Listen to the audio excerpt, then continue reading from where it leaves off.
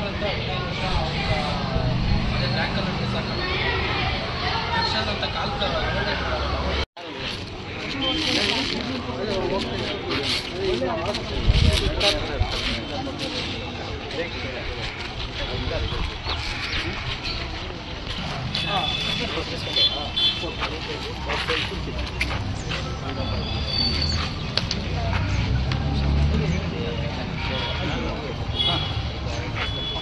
ಗಮನ ತಂದಿದ್ದೀರಾ? ಈಗ ಎಷ್ಟು ಅಮೌಂಟ್ ಬೇಕು ಮತ್ತು ಏನು ಹೇಳ್ತಾ ಇದ್ದಾರೆ ಅಧಿಕಾರಿಗಳು? ಸರ್, ಈಗಾಗಲೇ ಒಂದು ತಿಂಗಳಾಯಿತು. ಬಂದು 2-3 ದಿವಸ ಬಂದು ನೋಡ್ಕೊಂಡು ಹೋದಂಥವ್ರು ಅಧಿಕಾರಿಗಳು ಅವ್ರ ಮೇಲೆ ಇವರು ಹೇಳ್ಕೊಂಬರ್ತಾಯಿದ್ದಾರೆ. ಈಗ ನಾವು ಡಿ ಸಿ ಸಾಹೇಬ್ರನ್ನ ಭೇಟಿ ಮಾಡಿ ಇದು ಮಾಡಿದಾಗ ಪುರಸಭೆ ಈಗಾಗಲೇ 2,10,000 ಪೇ ಮಾಡಿದ್ದೆ.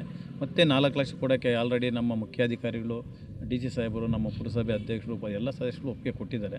ಅದು 4 ಲಕ್ಷ ಕೊಡ್ತೀನಿ ಅಂತ ಇದ್ದಾರೆ. ಮತ್ತು ಇನ್ನು ಉಳಿದಂಥ 3-3.5 ಲಕ್ಷ ಪೇ ಮಾಡಬೇಕು ಅವ್ರು. ಯಾಕಂದರೆ ಈ ಶಿಕ್ಷಣ ಏನೈತೆ ಅವ್ರ ಕಡೆಯಿಂದ ಮಾಡಲೇಬೇಕು. ಅದರಲ್ಲಿ ಆ ಹುಡುಗನಿಗೆ 5 ಬೆಳ್ಳಲ್ಲಿ 3 ಬೆಳ್ಳು ಕಡ್ಡಾಯವಾಗಿ ಇಲ್ಲ, ತೆಗೆದುಬಿಟ್ಟಿದ್ದಾರೆ. ಅಂದರೆ ಮುಂದೆ ಆ ಹುಡುಗ ಬದುಕಿ ಓಡಾಡಿ ಮಾಡಬೇಕಂದ್ರೆ ಇನ್ನೂ ಕನಿಷ್ಠ 1 ವರ್ಷ ಆದರೂ ಟೈಮ್ ಬೇಕೇ ಬೇಕು. ಅದರಲ್ಲಿ ಅವ್ರ ತಾಯಿ ಕೂಲಿ ಮಾಡ್ಕೊಂಬಂದರೆ ಜೀವನ. ಯಾಕಂದರೆ ಅವ್ರದ್ದು ಗಂಡ ವರ್ಷದ ಮೇಲೆ 2 ತಿಂಗಳಾಗಿತ್ತಿರೋಗಿ ಅವರು ಬಾಡಿಗೆ ಮನೆಯಲ್ಲಿ ಇರೋದು.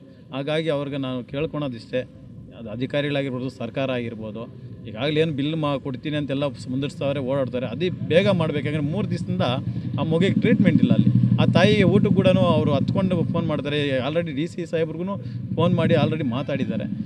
ಮಧು ಬಂಗಾರಪ್ಪ ಅವರು, ಇದು ಯಾಕೆಂದರೆ ಎಜುಕೇಷನ್ ಡಿಪಾರ್ಟ್ಮೆಂಟು ಸಚಿವರು ಅವರೇ, ಇದನ್ನು ಕಡ್ಡಾಯವಾಗಿ ಸ್ವಲ್ಪ ಸೀರಿಯಸ್ಸಾಗಿ ತಗೊಂಡು ಆ ಮಗುಗೆ ಪರಿಹಾರ ಸಿಗಬೇಕು. ಮತ್ತು ಹಾಸ್ಪಿಟಲ್ದು ಏನಾಯಿತೋ ಅತಿ ಶೀಘ್ರದಲ್ಲಿ ಅವ್ರನ್ನ ಡಿಸ್ಚಾರ್ಜ್ ಮಾಡಿ, ಇಲ್ಲ ಅಥವಾ ಇನ್ನೂ ಅಲ್ಲೇ ನೋಡಿಸ್ಬೇಕಂದ್ರೆ ಅಲ್ಲಿ ನೋಡಿಸೋ ಒಂದು ಕೆಲಸ ಮಾಡಬೇಕಂತ ಕೇಳ್ಕೊತೀವಿ ಸರ್.